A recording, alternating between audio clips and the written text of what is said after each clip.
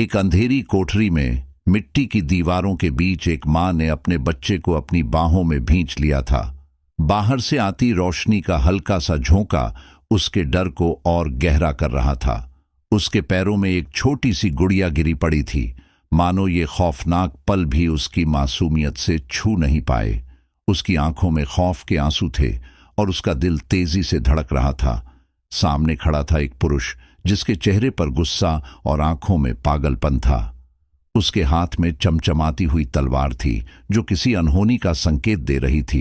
तूने मुझे धोखा दिया, उसने गरजते हुए कहा।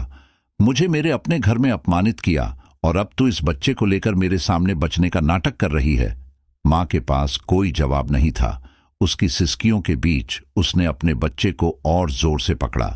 उसकी मासूम आंखें मां के चेहरे की ओर टकटकी लगाए देख रही थीं, मानो उस भयावह माहौल को समझने की कोशिश कर रही हों। पर उसकी चुप्पी उस आदमी के क्रोध को और बढ़ा रही थी। वह आगे बढ़ा, तलवार उसकी आंखों के सामने चमक उठी। बोल, तूने ऐसा क्यों किया? ये बच्चा किसका है? मां का चेहरा पीला पड़ गया। उसने धीरे से कहा, ये तुम्हारा ही बच्चा है। मैंने तुमसे कोई झूठ नहीं बोला, परंतु तुम जो करना चाहते हो उसमें हमारी कोई भलाई नहीं है।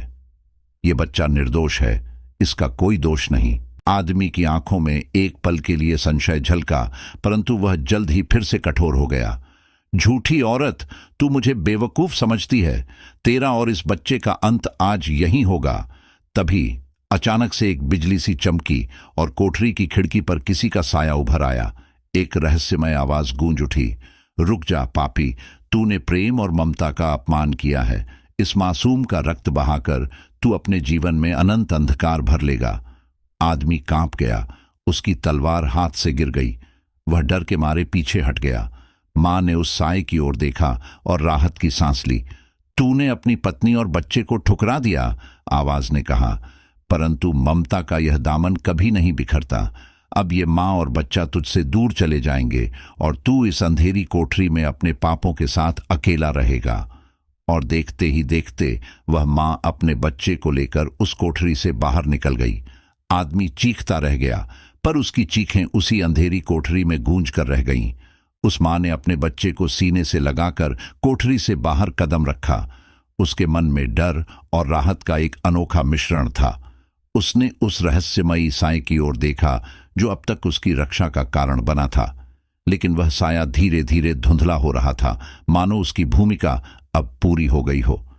जैसे ही वह बाहर निकली, रात का अंधेरा और जंगल की रहस्यमयी खामोशी उसे घेरने लगी। उसके कदम थरथरा रहे थे, पर वह हिम्मत नहीं हारना चाहती थी।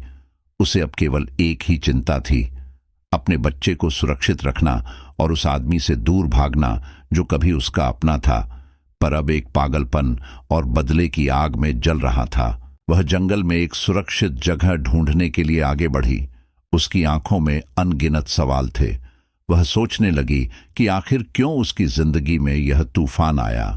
क्या उसने कभी किसी के साथ कुछ गलत किया था, या यह सब भाग्य का खेल था? जैसे ही वह एक छोटे से तालाब के किनारे रुकी, उसका बच्चा उसकी गोद में सुकून से सो गया। वह पानी में अपनी परछाई देख रही थी। तभी उसे एक बूढ़ा साधु वहां पास ही बैठे ध्यान में लीन दिखाई दिया। उसकी आंखों में एक अद्भुत शांति थी, मानो वह उसके दिल की सारी पीड़ा समझ सकता हो। मां ने कुछ पल संकोच किया, फिर हिम्मत जुटाकर उस साधु के पास गई और अपने दुख की सारी कहानी उसे सुना दी। साधु ने अपनी आंखें खोलीं और मुस्कुराते हुए कहा, बेटी, इस संसार में हर आत्मा अपने कर्मों का फल भोगती है। तुम्हारा प्रेम सच्चा है और सच्चे प्रेम का अंत कभी दुख में नहीं होता। तुम्हारे जीवन की कठिनाइयां तुम्हारी परीक्षा हैं। साधु ने एक ताबीज निकालकर उसे दिया और कहा, इस ताबीज को अपने बच्चे के गले में बांध दो। यह उसे बुरी शक्तियों से बचाएगा। और तुम्हारे लिए एक सलाह, अभी कुछ दिनों के लिए इस जंगल के उस पार वाले गांव में जाकर शरण लो। वहां एक मंदिर है जहां तुम्हें सुरक्षा मिलेगी। मां ने साधु का आशीर्वाद लिया और उस ताबीज को बच्चे के गले में बांध दिया। उसके मन में कुछ आशा जगी और वह साधु की बताई दिशा में चल पड़ी।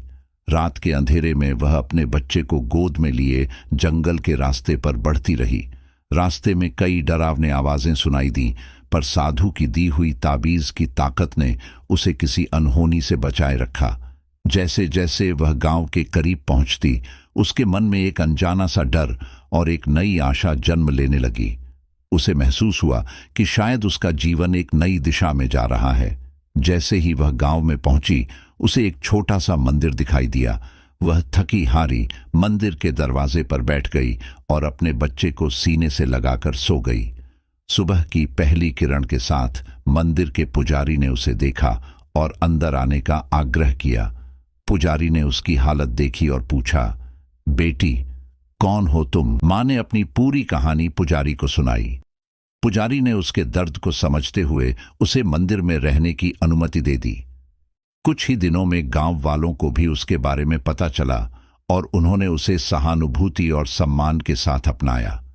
इसी बीच वह आदमी जो कभी उसका पति था, उसकी तलाश में गांव गांव भटकता रहा।